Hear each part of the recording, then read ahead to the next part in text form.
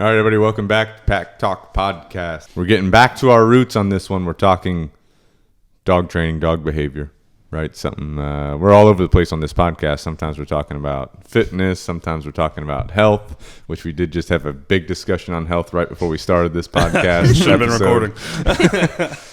We talk about leadership. We talk about, service members, all that kind of stuff. We talked about mass shootings, school shootings on our last podcast.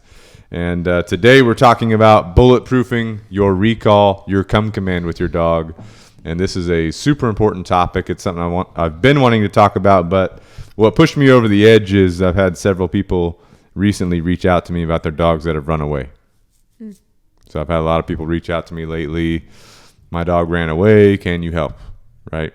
I think they want me to bring out a tracking dog or something, help them track down their dog. But I do give them a lot of tips on what to do. But with that being said, dogs that have run away, we need to prevent that. How do we prevent our dogs from running away? Number one, there's a bunch of different scenarios about why dogs are running away from people. So we need to have some better management, first of all. But second of all, we need to have some good recalls, which is your come command, right? So put it out to you guys. What are some management practices that you think you could have in place for dogs running away from the home? From the very basis, they don't have the option. You set up your structure to where this is step one, right, of bulletproofing your recall.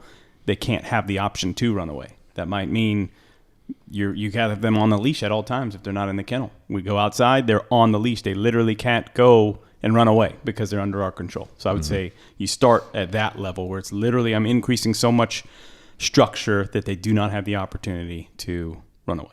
Mm-hmm. That's where I'd start. I think the relationship is huge. Some scenarios when these dogs are running away, it could be a fear thing. Right? So you want them to seek out you. If you solidify your relationship, that is more likely to happen. And not just like hanging out on the couch, cuddling with them. That's a relationship, but it's not like from a training standpoint or a pack leader standpoint, it's not a solid relationship. But if you start to work on that and improve that, you're more likely to be able to retrieve your dog in a higher time of stress, whatever the scenario may be. Mm-hmm. Lexy? It's just kind of, both of those things, having, a relationship where they, don't want to be away from you, even if there's like, say, a distracting object, like maybe, like Kevin said, it's fear, or maybe it's, they see a squirrel out in the front yard. We want to be, kind of the thing that your dog wants, to focus on us instead of, say, a squirrel in the front yard, but also just like implementing like structure and like the way of like, we do entry exit protocols. So like if that front door is open, your dog understands it's a boundary that's controlled by you, not just, running out that door there. So I think it's structure overall, but then also, relationship part of it. Yeah. So some scenarios of dogs running away, one of them was dog was in the yard. It was late at night, so it's dark. Some kind of animal goes through the yard. The dog starts chasing the animal. Dog's gone. Right? That's one scenario. Other scenarios are like, you're answering the door, like Lexi kind of just described. Dog darts out the door, no leash on, no nothing. Now the dog's in the street, and now it's a wild goose chase trying to get the dog, right? Because the dog's just going crazy. Maybe the dog's chasing something. Maybe the dog got scared by something, so it's running somewhere, right? Puts itself into unfamiliar territory. Now it's just kind of roaming, right? So those are two common scenarios. Another scenario is you leave your dog in your yard during the day, and then your dog digs out from underneath your fence or jumps your fence, or there's a hole in your fence or something like that, right? So those are common scenarios where dogs are running away. So those all come down to management. Like Chris said, have your dog on a leash, right? Like Kevin said, relationship. Like Lexi said, structure, right? So you got to structure your house, your setup to prevent these scenarios from happening while you build up and bulletproof your recall, because it's not going to happen in one day, right? You're not going to have a perfect, solid come command or a recall in one day. You're not going to have a solid recall or come command in a couple days, right? It's going to take time. And we're going to lay out some steps today that can put you on the right track, but all these things are going to take time. And even then, right, the only way to bulletproof your recall 100% is to have a safety net in place because even if you put a year's worth of work into your come command, your recall, there's still going to be variables that could happen that you haven't thought of before that manipulate the scenario with your dog, where your dog might be distracted or might be pulled away from you, right? And they haven't dealt with that, and so you haven't proofed it with that, and so now you need a safety net to help you make sure your dog comes back to you when you call it, right?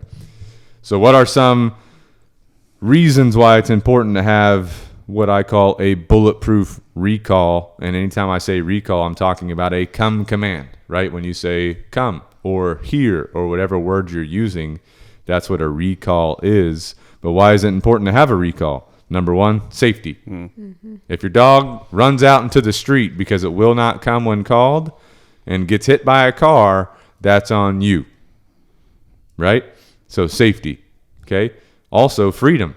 If your dog is able to come when called, and you do have a safety net on top of that, you can give your dog more freedom to be a dog, right? Go out to the beach like Lexy does every week, or maybe twice a week she's at the beach. Sometimes twice. Wow. Takes her dogs out to the beach, lets them kind of be dogs, right? Running around, playing in the water, come when called, right? Or me, freedom, walking in the woods on a trail almost every day, right? Pretty much every day, right? Letting the dogs wander around, have a good time playing some mud pits. It's all the IG. Run through the bushes, chase things, whatever. That freedom is because you can come when called, right?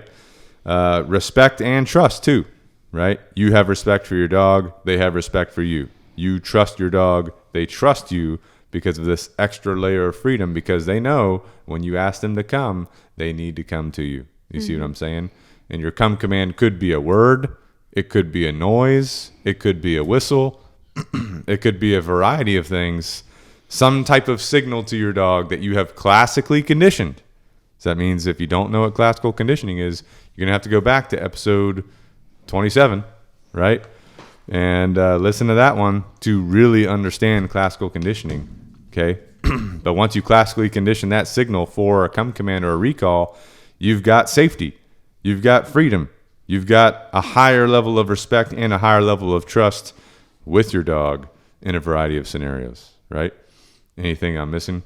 Those are kind of the main reasons to me why you would want to recall. I mean, that pretty much covers everything. I mean, like you said. So I know everything. I mean, you know most everything. But yeah, I mean, like you said, you can't. It's almost impossible to really train every single scenario that life's going to throw. And you can have a solid recall, and then life's going to throw you. Oh, I've never encountered a cat distraction. Now we're going live. All of a sudden, can you get your dog back? And you may have to employ those safety nets like you talked about. You know what I'm saying? That is what a bulletproof recall is. Can you get your dog back to you under all circumstances all the time? You know what I'm saying? Lexy, any beach scenarios? I've had scenarios that are an interesting scenario to discuss. Scenarios where that can be, frustrating where, my dogs have a bulletproof recall, but someone else's dogs don't. So then, that creates, a frustrating scenario where they're saying, come, just shouting down the beach, and their dog is just beelining it for us. So that could be, one of those scenarios where maybe they think they have a come command, but it's not bulletproof. They don't have the safety nets in place. They can't ensure that their dog is coming. Now, one thing with the beach is it's super loud out there too. So you want to make sure that, your dogs are checking in from time to time, that goes into bulletproofing your recall. Like with my personal dogs, making sure that even if I don't give the come command, they still know to check in from time to time. Because if they get far out where they can't hear me, but they can see me, they, understand still whenever I give, the silent command to come back to me. So, I mean, it's kind of like all those things. Yeah, you bring up a good point with the check-in. If you have a bulletproof recall, your dog just will check in with you from time to time, which is ideal, right? Because also that means your dog isn't going to wander too far off from you. Yeah. Right? They stay within the bounds of what they know. They'll come back, do a check-in, and then they'll just go back out. They have that freedom, right? They've been trained through your process to have good habits, good relationship, right? And do that check-in, right? I mean, even in this same scenario where a dog's coming at you, right? Like this, having that solid foundation of a recall with your dog, you say, come, your dog, boom, is booking it to you. That buys you time to now deal with the other person's dog that they don't have a solid recall, right? And Your it dog just comes shames to the you, other person. good, down, stay, boom, I'm grabbing that dog. Here you go, ma'am. Here you go, sir. Yeah. Right? And Yeah. and your dog's just checking in with you, laying down in a down stay. Yeah. It just gives you time. It's goes back to safety. You know what I'm saying? So Any other scenarios where a bulletproof recall has helped you and your dog, or that you've used it? I mean, Maybe you had a pucker factor. Yeah. And you gave the come command. Yeah, I've been many times with Vader. I mean, I'm sure everybody at this point knows Vader's history. He's dog reactive, right? So, I mean, I have many times I could do a lot of hiking, a lot of camping, a lot of times where I've had Vader off leash and he's out roaming, being a dog, sniffing things. And now I see around a bend, another person's coming with a dog. Vader's, 30, 40, 50 yards away from me, right? Very beneficial. Now, I did not get to that point without having the bulletproof recall. So now I see people, I'm not even going to put anybody in a bad situation. I'm not going to put those people in a bad situation. I'm not going to put my dog Vader in a bad situation. I immediately recall him, heel, cool. We passed by these people, and now once we're at a safe distance, I can let him be a dog again and go roam off. So I mean, that's happened countless times where and even sometimes Vader doesn't even see the dog, but I see it. Sometimes he does see the dog, right? And he gets maybe hyper focused on the dog.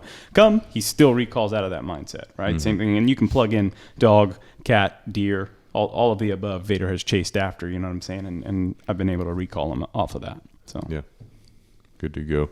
I think, Kevin, one time your dog was going over to greet one of your neighbors. Yeah. Is that true? Yeah, I was just thinking about that, actually. What's that story? But yeah, so, I mean, a lot of times my dog will be off leash because we have that, that trust, that communication. And you have a bulletproof recall. And I have a bulletproof recall. So you got and the freedom. I have a safety net because I'm a big what if guy, right? As my clients ask me all the time, well, how long do I have to put the remote collar on for? I'm like, rest of your life. You know, if you're putting it on every day, you're putting it on every day, I'm putting it on, Lexy's putting it on every day. It's like, that's a standard. Yeah. Because what if that 1% of the time happens, now a bad situation occurs.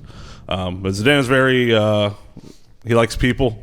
I guess he actually saw it. I didn't. He saw a lady in a vehicle. I guess she had pulled up. I'm completely oblivious. And he just takes off. So instantly I said, no, Zdeno, come.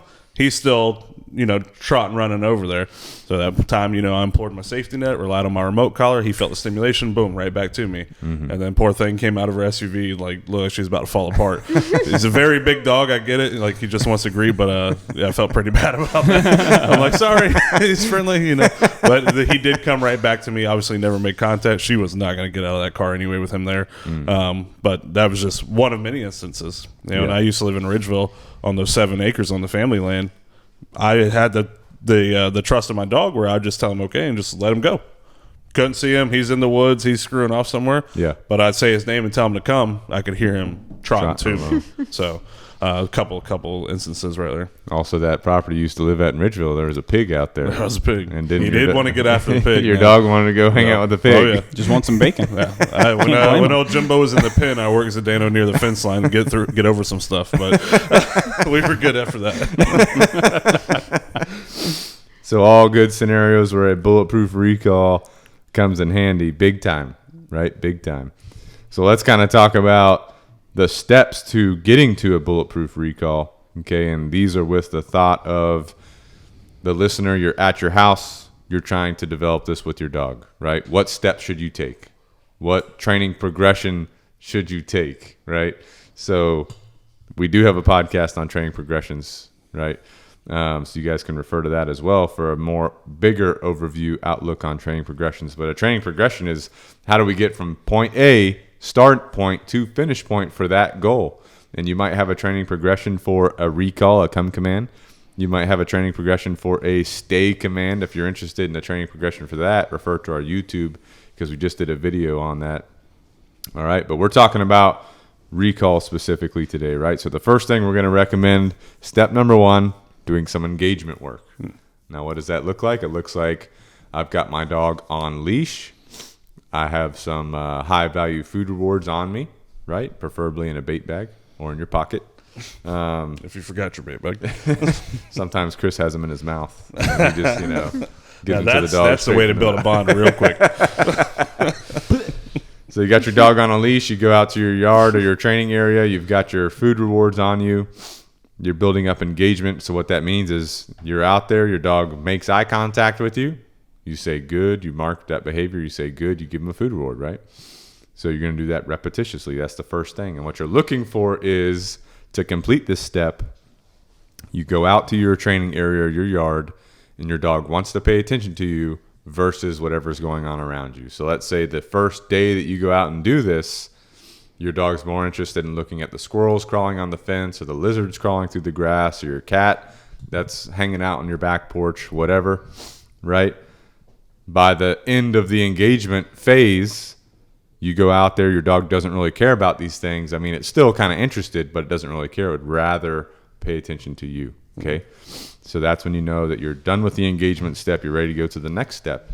And I'll go ahead and tell you that this first step, number one, the engagement, that is actually your foundation for a bulletproof recall. Because like what Lexy talked about in her story of the beach, having that dog check in with you, right? That's built on the foundation of engagement. Engagement is the foundation of that. Your dog coming over to you, giving you eye contact, right? You mark and reward that. You go about your business, right?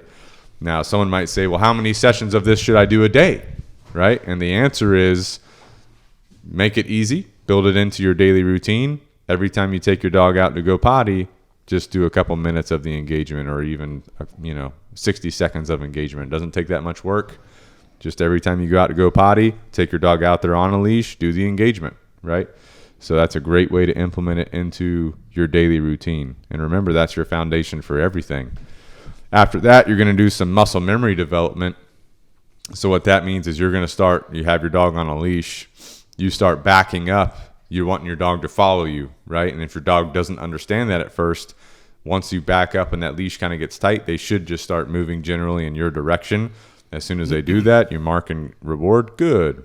Give them a reward, right? Again, repetition of this, right? So you've just changed your sessions from focusing on engagement, which is that eye contact, to the moving in your direction whenever you move, right? So that is developing the muscle memory of the recall, the come command, right? So that would be step number 2 in my mind. Any comments on those 2 steps? Feedback on those 2 steps? Anything to add? I would say on the engagement phase, I feel like a lot of people don't spend as much time as they need to there. You know what I mean?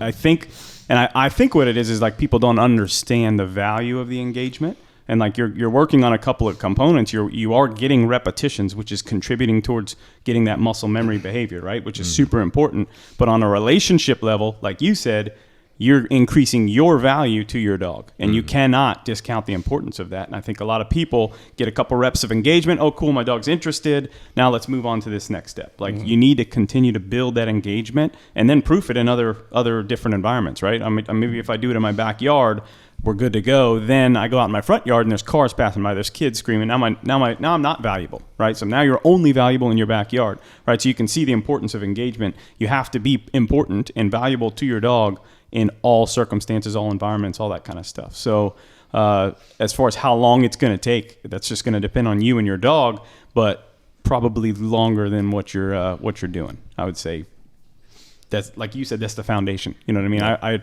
I can relate it to like firearm skills. You know, we all want to do the cool stuff. I want to shoot fast. I want to shoot accurate and all that kind of stuff. But without a proper foundation, establishing that grip, establishing a good draw stroke, that kind of stuff, like you're not going to get to that point. It's the same thing. You're not going to get to the point where you're just letting your dog, you know, be a dog and sniff on a trail, 50 feet away from you, unless you're doing these steps and you're really making a solid foundation. So I'd say harp on the engagement stuff. Spend a lot of time there. And it never ends. Just sure. reps. I mean, the more you do it, the stronger it will become, right? So who doesn't want that, that focus, that eye contact? So, I mean, I know we all still do it with our dogs. So throw it into the mix. One, you're constantly improving the relationship, throwing into their rituals. They understand, I'm going out. I'm going to do a little bit of engagement, right? So it makes them excited to be with you and improves that bond. But I think people, once they get past it, even if you spend a lot of time on it and they get past it, they kind of forget it, and they're just moving on to the next thing because, I want my dog trained, whatever. But you can always go back and use it to your advantage. Real quick, so something that you just said, like, kind of hits the nail on the head. Like, every time you go out, you start with engagement. Think about the perspective from your dog, right? So how many of you guys, you let your dog out and they're immediately looking for the squirrel, right? Boom, where's that squirrel? What if their mindset is, as soon as we go out, boom, I'm making eye contact with mom or eye contact with dad, right? So like that alone is just telling you the power of engagement. I'm looking at dad, then dad says, okay, go. Now you can go chase the squirrels if that's something you want to allow or whatever, right? But just to understand the importance of engagement, kind of changing your dog's perspective to where you are more valuable in everything. Yeah. All right, the next step that I would recommend, and Chris brought up a good point with proofing the engagement. So you might start it in your main training area, your backyard, for example. Then you could proof that in your front yard. You could proof it by walking down the street, going to most neighborhoods. If you live in a neighborhood, have like that community area with the pool and the playground and all that. You could walk down there. You could do it on the sidewalk, right? So a bunch of different places you could do it. That's your foundation. You work on the muscle memory of you backing up, your dog moving to you. And then you want to kind of extend that distance. So I would recommend having some longer leashes available, right? Like, so in general, standard leash is going to be about 6 feet long. So then you could go to a 15-foot leash. You could go to a 30-foot leash. You could go to a 60-foot leash. You could get as long of leashes that you want to. But I would recommend at least doing a 15-foot and a 30-foot long leash, to build up that distance of, you kind of let your dog wander away from you, and then you initiate you backing up. They start moving to you because they're already used to that, right? They're used to that engagement and that muscle memory, right? So that will help you. And then after that, step number 4, what I would recommend is some recall games, right? To help, again, solidify this foundation of a come command. And you could do this with food. You could do it with toys. You're probably going to need some help doing this, right? So what I recommend is you have 2 people, right? Let's say it's a husband and wife, right? You could have one person with the dog, the other person with the food or the toy. And basically, one person's going to have some food in their hand. They're going to be feeding the dog and taking the dog away from the main handler, right? And then at a certain point, the main handler is going to initiate that come command, right? Once they initiate that come command, the person with the food will close their hands, stop giving food to the dog, so the dog becomes disinterested in that and turns around and goes back to the handler. Then the handler can mark and reward the dog, right? So you can do that with food. You can do it with toys, right? So if you're playing with your dog with a toy, then you give them a come command, you got to stop playing, right? Let them go back to the original handler who's going to play with them with a higher value toy, You can also proof it to where, and I would do this all on leash, right? So the handler has the leash. The distractor is taking the dog away from the handler, right? Kind of to the extent of the leash if possible.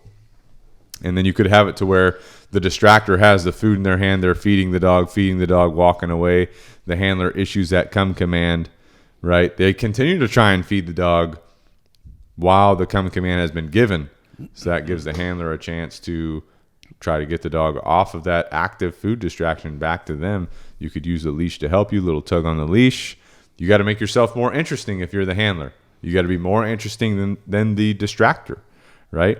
So I do recommend doing some recall games like this after you get through your longer leashes phase. And then there'll be some recall games that I recommend after you get through your safety net conditioning, your accountability conditioning, right? This is all just foundational level work, right? Foundational level stuff. We want to make it as rewarding as possible, as fun as possible. It's all about your bond with your dog, okay? And then the next step number 5 that I would recommend is generalization, right? So like Chris already talked about, I would do these kind of things, these foundation, because this is all foundation. I would do this in your backyard, do it in your front yard, do it in your side yard, do it in your neighbor's yard, do it down the street on the sidewalk, do it at your neighborhood community center where you got the pool, the playground, the little field that's always next to those things, right? The parking lot, if it's not too hot, right? You could go to the pool. I don't know if dogs are allowed in the pool, but if they are, or if they're not, just go there. No factor. Have a good time, right? That's for forgiveness, not for permission. Yeah, exactly. And real quick, if I can, we go back to the question of time.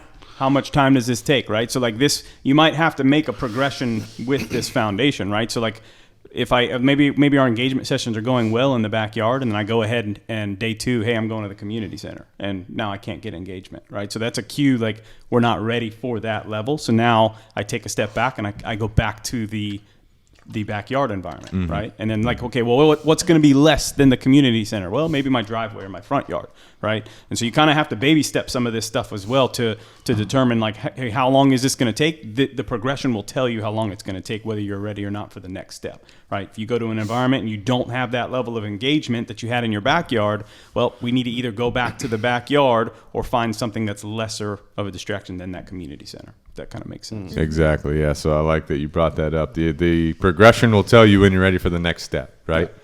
So when you've mastered each step, step number 1, engagement. Step number 2, muscle memory of backing up. Step number 3, using the longer leashes. Step number 4, do some recall games. Step number 5, generalization of this stuff, right? So as you're going through these steps, let's say you're doing step number 3, longer leashes. Let's say you've done that in your backyard, no problems. You go to your front yard, there's some problems. You go back to the backyard, you keep doing it repetitiously, then you go back to your front yard. Now there's no problems. You know you're ready to progress. You see what I'm saying? So trying to make sense of what Chris is saying.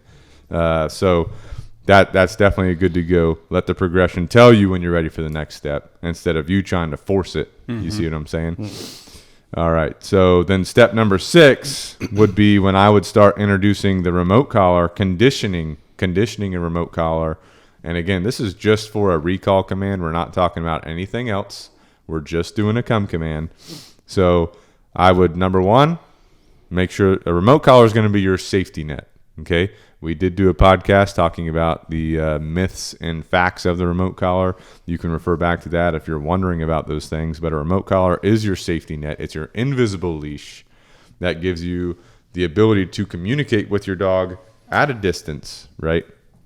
So first thing you're going to do, have the dog wear the remote collar for at least 24 hours, preferably longer than that, just so they get used to a new collar being on them. And then after that, you're going to start conditioning the remote collar. And we did talk about our full conditioning process in that remote collar podcast. But real quick right here, you're going to find the lowest level that works for your dog because you want to use the lowest, most effective level for your dog, right? There's no need to overcorrect. You definitely don't want to undercorrect, right? You don't want to overstimulate, understimulate. So you're going to find the lowest level that your dog can detect, your dog can feel. Once you establish that, you're basically going to classically condition that remote collar sensation to your come command that you've already established through all your foundational work. Okay. Now you ask me, how do you classically condition? Well, I'm going to refer you back to podcast number 27 about classical conditioning. Okay. But generally, you're going to depress one of the buttons on your remote collar, whichever one you're using. I would probably use a bump, right? So I'm going to bump my remote collar, and then I'm going to pause real quick, and then I'm going to issue my come command. So bump, pause, come command, bump, pause, come command. As soon as my dog comes to me, I'm going to mark that good, reward, right? I'm going to do that repetitiously so that my dog understands when you feel this sensation, you move to me. When you feel this sensation, you move to me. When you feel this sensation, you move to me, right? So it's all about repetition. And again, Chad, how long does this take? It depends. It depends on you, depends on your dog, depends on what's going on. So again, let the progression speak for itself. So you're going to start this in your general training area, like your backyard. Once you see good behavior from your dog, that when they feel that sensation, they're moving to you. Now you're going to do it in your front yard. Then you're going to do it at the community center. And of note, this is all on leash. Your dog is not off leash. This is on leash, right? So your dog's on a leash. You're classically conditioning the remote collar until you are 100% sure that your dog understands the sensation from the remote collar means to turn and move right to your direction. Does that make sense? Anything I'm missing on that? Okay. All right. Once you do that, you're definitely going to want to go to step number 7, which is proofing your remote collar. So everything that we did in the foundational level work, you're now going to take your remote collar, which is your safety net. You're going to go to those same places, same scenarios, and you're going to proof that the sensation of the remote collar means to move to you, okay? And you're going to do that with a regular leash, and I do recommend you do it with a longer leash too, so your dog's further away from you, right? If you feel like your dog doesn't understand the communication that you're giving them through the sensation of the remote collar, stop, take a step back. Don't push it, right? Mm-hmm. You do not want to create a superstitious association where your dog associates that sensation of the remote collar to something that you did not intend, right? So take your time, because this is going to be your safety net. This is going to be your safety factor big time. So that you can be camping like Chris and have your dog wander 50 yards away from you and come uncalled. So you can be Kevin in the neighborhood. Your dog wants to go greet a nice old lady and she's scared of your dog because it's a big dog, right? So that you can be Lexy on the beach hanging out with your dogs and call them back at any time and make sure that they come back, right? All those kind of things. Because I will tell you, there's a lot of dogs that have a very intense prey drive, right? And let's say that you're hanging out somewhere and they grab a hold of a bunny rabbit. Let's just use that for an example. And you're like, oh my gosh, right? And you want them to not get that bunny rabbit, right? So you can call them to you, come, right? This is when you're going to need that safety net, because I guarantee you that their prey drive is going to override your come command. So now you're going to have to rely upon your safety net, which is your remote collar, to help you get them back to you safely and also not disturb the little bunny that's out just traversing through the vegetation. It's disturbing at this point. But also, this is why the things you mentioned, like playing the games, are important, right? So it's not just about the repetition of the recalls, which are definitely important. That's how we're building this foundation. Once we have that, we start playing these little games, right? So we're like doing different things, having somebody lure our dog away with food, then we got to recall them, right? Because now we're already putting them in the mindset of, like you're inciting a little bit of that prey drive, right? Ooh, that's some food. I want this food. I hear a recall. Oh, I gotta recall, or I'm going to get corrected, right? So we're starting that repetition with our dog, right? Okay, maybe we get to the point where we throw a ball, they're chasing the ball, boom, we recall them before they get to the ball, right? There's little games that we're playing, prepare them for these bunny rabbit situations. Right. You know what I'm saying? I'll tell you what else will help you too is using remote rewards.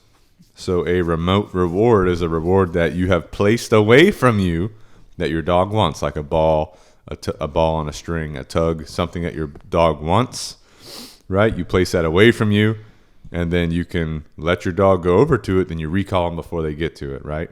So kind of like what you talked about with throwing the ball and then calling them back to you. So you're going to proof all of this, right? You're going to play these recall games, right? And at this point, too, after we start the proofing phase, I would go back and do the recall games again. Now with your safety net, your remote collar, giving you the ability to help you call them off this distraction. I would make the distractions even more intense than you did the first time, and also not have them on a leash at this point. You know what I'm saying? So luring away with food, a high value food, maybe hot dogs, Chris's hot dogs. Winners. Maybe steak, maybe chicken, whatever. Bunnies. Some kind That's of a different thing. Sorry. Some kind of high value food. Then you're going to have toys, the toys that your dog really likes, like playing tug. Let them come play tug with somebody else. Let that person take them away from you. Call them back, right? So you're going to proof it in that regard, all right?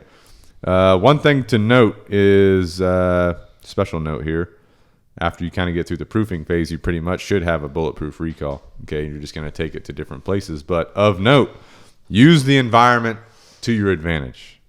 What does that mean? That means if you like walking trails, and you go out to walk the Palmetto Trail, if you're in South Carolina, for example, you go out to walk your local hiking trail, or you're camping and you're walking a trail, and you're letting your dog wander around, and your dog seems to be interested in something. Maybe you don't see it. Could be that bunny in the underbrush, right? And your dog's showing interest in a certain area. Use that opportunity to your advantage. Do a random recall. Call your dog right back to you.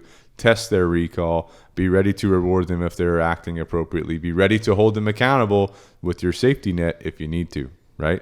Maybe it's you're on the beach and your dogs are wandering around. There's a crab scurrying across the beach. Use the environment to your advantage. Call your dog off that crab before it gets its nose pinched. You know what I'm saying? Well, and there's a safety element too, right? Like, hey, my dog's sniffing out in the woods. He's attentive to something. Maybe it is a bunny, which to me, not a big deal. Maybe it's a copperhead. Right? We don't know. He's paying attention to something. I don't see it. I haven't ID'd it, so I don't know what it is. So from a safety perspective, maybe it's even better to just recall. Right. Yeah. Use the environment to your advantage, and I think that also is going to play into the check-ins, like Lexy's talking about. If you do that enough, Oh yeah. your dog will just start. Your dog might see something that's interesting, then they'll decide to come check in with you because you've done it enough repetitions of using the environment to your advantage and doing random recalls. Right now, your dog's just going to randomly come check in with you. You say they're good to go, then they might go back out and kind of investigate the whatever was interesting. But their first reaction and response is to come check in with you. You see what I'm saying? So definitely use the environment to your advantage, right? Once you guys kind of get through that progression, step number 1, engagement, right? Step number 2, muscle memory of the come command. Step number 3, using the longer leashes. Step number 4, foundational level recall games with food and toys.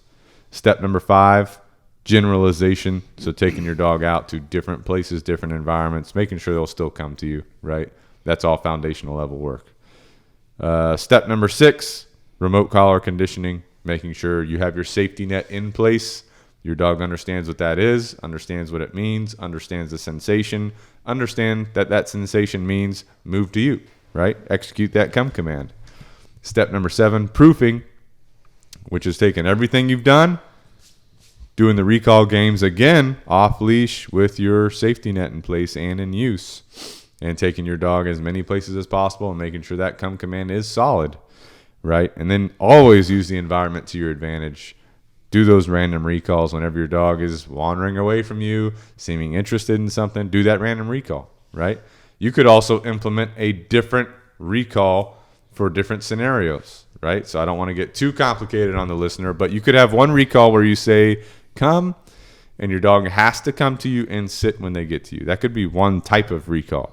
You could have another type of recall that could be a whistle, for example, or a different kind of word where your dog just has to come into your vicinity, has to move back to you, get within a couple feet, and they're free to wander away from you again, right?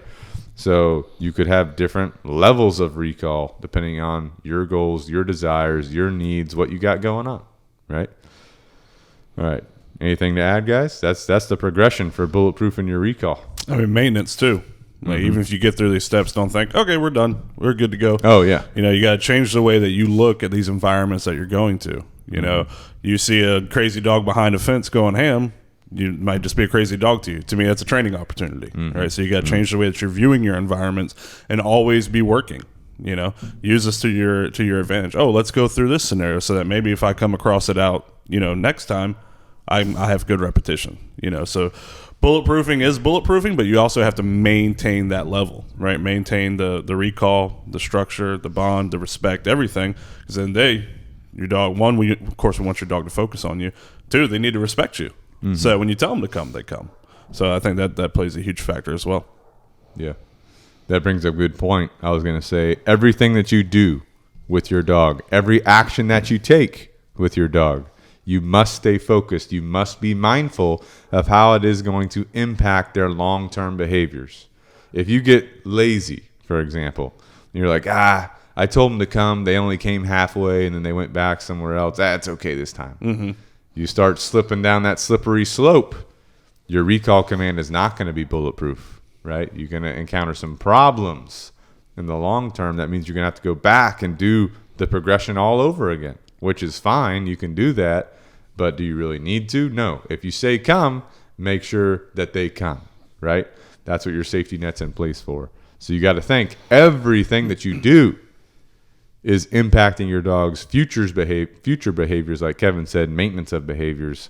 It's impacting them long term. So everything that you're doing, make sure you're doing it to your level of expectation. Don't say come to your dog, even in your house. Don't say come unless you're ready to make sure that they actually execute the come command. Don't say stay unless you're actually ready to make sure they execute the stay command. Don't say down unless you're ready to ensure that they down. Right? I've had people before where they're like, down, no, down, no, down, right? And then they're just like, you know what, forget it. I'm like, well, we just backtracked like right. Now when when you go on your next hike and there's a snake or there's something or whatever and you recall, are they going to come? Right? Now we've lost the bulletproof because our dogs are like, well, they're not going to really make me do anything. Yeah, exactly. Degradation. Exactly. Yeah. Exactly. All right. Well, any closing comments, guys? Anything to add to that one? That was good. Come commands? No, just very important. I think the 2 most important to me would be the recall and the stay. And I know we talked about this day before, but just purely safety factor, right? 100%. Yeah. Yeah. So those are, if you're not going to do any kind of formal training with a trainer and you want to do it yourself, I would do those two at least, and you could have a much better improved life with your dog, and your dog could have an improved life. Oh, yeah. So. You give them that freedom. Mm-hmm. You've got the safety factor. If you do a come command and a stay command, you've got the freedom. Your dog has the freedom, right? You've got the safety factor, and you've got respect and trust at a high level with your dog, where you guys are able to go out and tackle the world and accomplish all your goals and be good to go, right? So, cool. All right, listener, well, we appreciate you guys tuning in today. A little bit quick recap on the bulletproofing of your recall. If you want to support the podcast, go to Amazon, get you a Good to Go shirt. It's good to go. You can go to our link tree, right? That's what it's called, link tree. And you can get you a Good to Go shirt by clicking on the link that says Good to Go shirt, right? So you can get that, right? If you guys need dog training, hit us up, Canine Revolution Dog Training. If you have a question, right, hit us up. We'd be more than happy to answer your questions. If you want to join the team, we've had a lot of people reaching out that want to join the team. If you want to join the team, reach out. We'll talk to you about that too, okay? But we do appreciate you guys. Thanks for your support. Thanks for tuning in. Until next time, out.